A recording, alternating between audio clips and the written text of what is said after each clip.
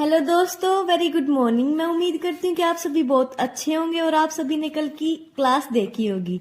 और आज हम रूट वर्ड्स में करेंगे एसर, एक्री, स्पेक्टो, मेल, मैली, मोल, मोली, साइड, कायरो। ठीक है, तो इन सभी से रिलेटेड जितने भी वर्ड्स बनते हैं और जो हमारे कॉम्पिटेटिव एग्जाम्स के लिए बहुत इंपॉर्टेंट है, वो सभी अब हम करेंगे, सीखेंगे वो कौन कौन से हैं। Okay, so let's start. So guys, first is acer acri, जिसका मीनिंग होता है बीटर, हार्श, कड़वा, कठोर। ओके, तो फर्स्ट वर्ड बनता है इसका एक्रीड, जो कि इंपॉर्टेंट है और इसका मीनिंग होता है तीखा।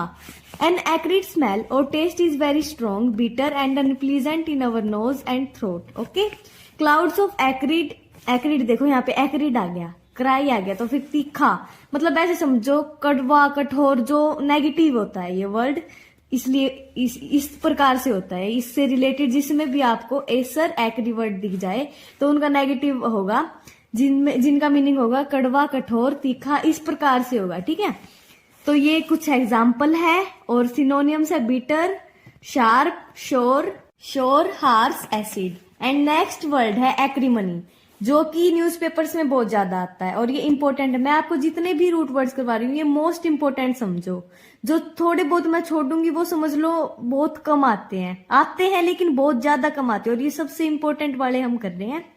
तो ये है हमारा एक्रीमनी। तो एक्रीमनी क्या होता है? कटु। कटु मतलब कड़वा बोलना, किसी को, किसी लड़ाई क्वारल में जब हम वर्ड्स का यूज करते हैं तो हम वहां पे एक्रीमनी बोल सकते हैं इंग्लिश में उसको। ठीक है, तो जैसे acrimony is bitter and angry words और क्वारल्स। जैसे घर में भाई बहन की लड़ाई होती है तो वो बहुत उल्टा बोलते हैं एक दूसरे को, हमारे घर में तो बहुत होती है और आपके घर में भी पक्का ही पक्का होती होगी।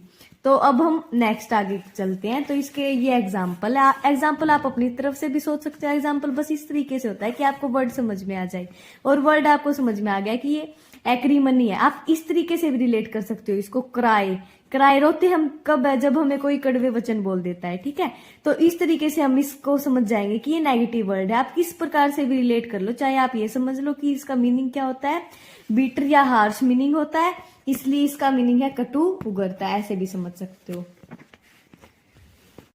सो नेक्स्ट वर्ड है एक्सेसरबेट, इसका मतलब होता है बिगड़ी हुई को और बिगाड़ना। तो देखो यहाँ पे रहा ये वाला वर्ड जिसका मैं अभी मीनिंग समझा था, ये नेगेटिव वर्ड होता है। मैं आपको फिर बताती हूँ, इससे रिलेटेड जितने भी वर्ड्स होते हैं वो सभी नेगेटिव, बीटर, हार्श, इन तरीके के मीनिंग होंगे उनके। ठीक है, तो इसका मीनिंग होगा बिगड़ी हुई को और बिगाड़ना। If something exacerbates a person, a problem और bad situation, it makes it worse. मतलब किसी भी चीज को और बिगाड़ देना, चाहे वो कोई पर्सन या कोई सिचुएशन हो, किसी बैड सिचुएशन को, किसी प्रॉब्लम को हम ज्यादा और बिगाड़ सकते हैं। तो मैं इसमें एग्जांपल लेना चाहूंगी, जैसे जब भी मैं आटा गूंथती हूँ, कई बार क्या होता है मैं पानी ज्यादा डाल देती हूँ और फिर मैं सोचती हूँ अब क्या करूँ, तो मैं उसमें सूखा चून आटा ज्यादा डाल देती हूँ और फिर उसके बाद और ज्यादा पानी हो जाता है, तो वो बिगड़ता ही बिगड़ता रहता है और इतना सारा आटा हो जाता है और वो लास्ट में मेरे से ठीक भी नहीं होता। फिर वो मेरे को क्या करना पड़ता है, वो उठा के मेरे को थोड़ा बहुत भैंसों के डालना पड़ता है, फिर मेरा काम चलता है, वरना मेरे घर पे पिटाई होगी। ये मेरे साथ होता है। तो दोस्तों नेक्स्ट वर्ड है एसरबिक। एसरबिक का मीनिंग यहाँ पे आ गया, देखो।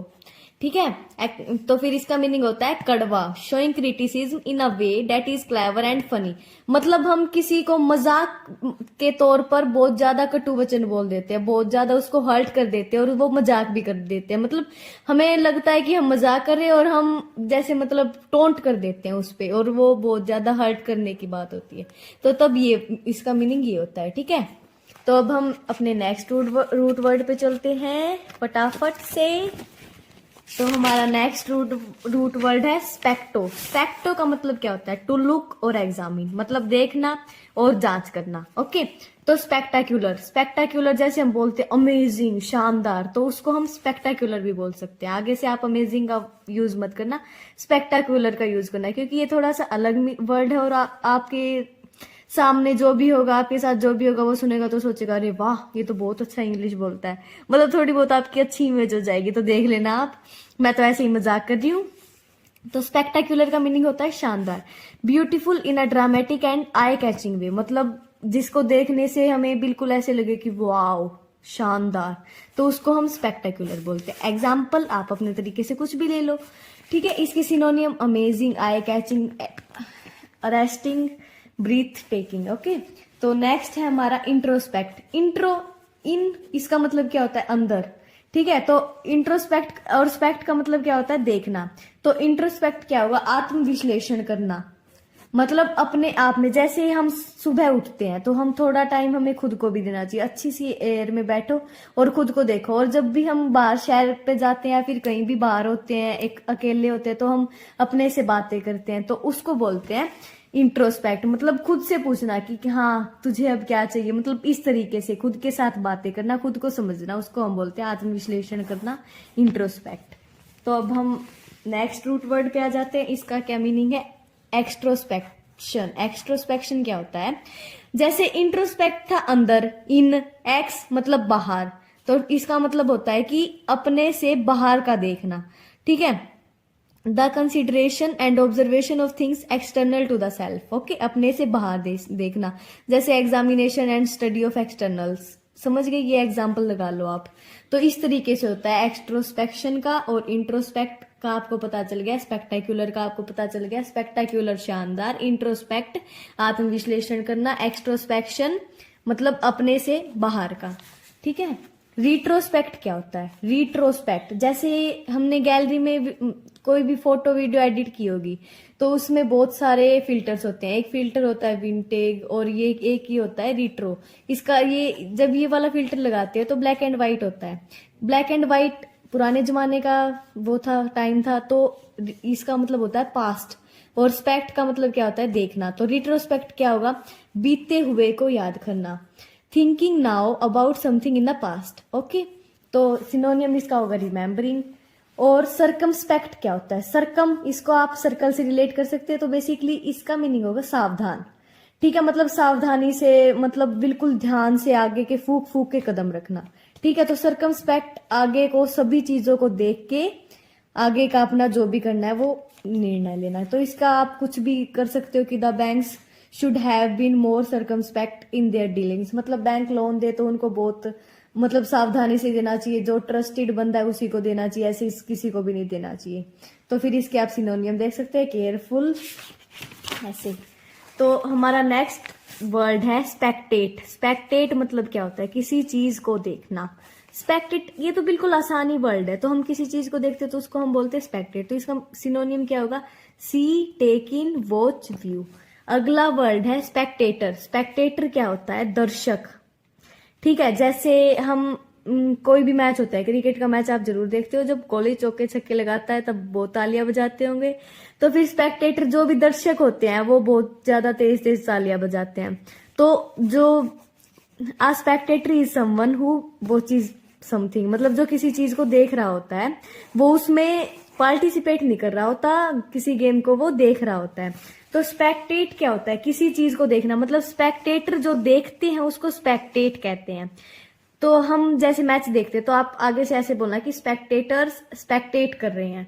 नेक्स्ट वर्ड है मेल, मैली, मोल, मोली, जिसका मतलब होता है सॉफ्ट। ये एक पॉजिटिव वर्ड है, सॉफ्ट, नरम, प्यार, इस तरीके से, मतलब अच्छा वर्ड है ये। ठीक है, तो फर्स्ट हमारा वर्ड आता है इनसे रिलेटेड मोलिकोडल। तो यहाँ पे आ गया मोली, मोली, सॉफ्ट। इसका मतलब, इससे हम समझ जाएंगे कि ये पॉजिटिव है, कुछ ज्यादा मतलब प्यार से रिलेटेड, सॉफ्ट, नरम, इन चीज से रिलेटेड है। तो इसका मतलब क्या होगा? ज्यादा ही लाड प्यार करना। To give someone too much care और प्रोटेक्शन। नेक्स्ट वर्ड है मोलिफाई। मोली नरम करना, सॉफ्ट, इस तरीके से मैंने आपको बताया था कि पॉजिटिव वर्ड है। तो मोलिफाई क्या होगा? नरम करना, ठंडा करना, शांत करना, मतलब ऐसे समझ लो।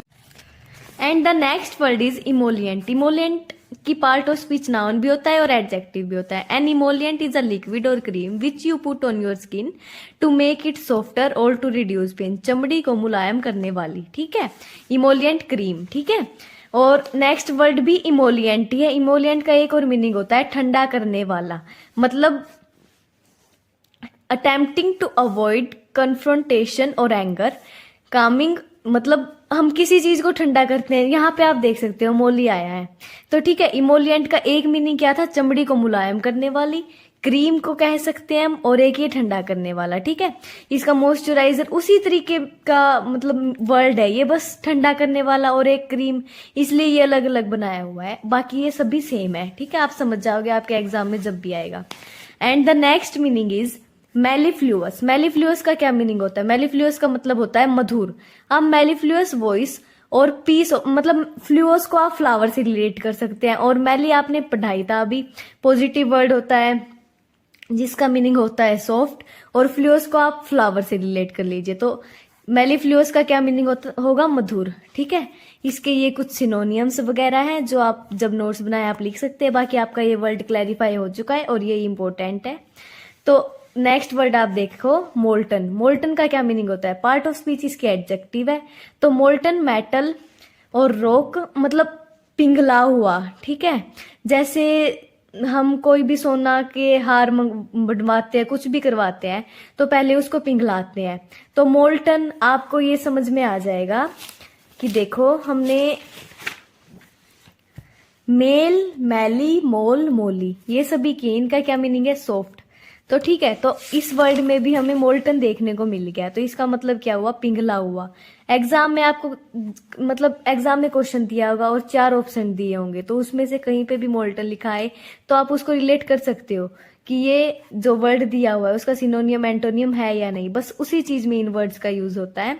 एंड नेक्स्ट वर्ड है मेलोडियस। मेलोडियस का क्या मीनिंग होता है, सुरीला। मेलोडियस समझ गए आप, सुरीला इसकी पार्ट ऑफ स्पीच है एडजेक्टिव।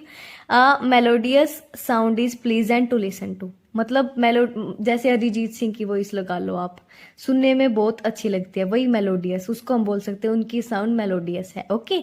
इस तरीके से इन वर्ड्स का यूज होता है। तो अब हमारा नेक्स्ट वर्ड है एमिलियोरेट, ठीक है, एमिलियोरेट। इसको हम इस तरीके से भी रिलेट कर सकते हैं, हमें वर्ड का मीनिंग पता होना चाहिए, उसका कैसे यूज होता है, उसकी पार्ट ऑफ स्पीच पता होनी चाहिए। तो एमिलियोरेट क्या होगा, एमिलियोरेट को हम इस तरीके से रिलेट कर सकते हैं कि इमली कर सकते हैं, इमली।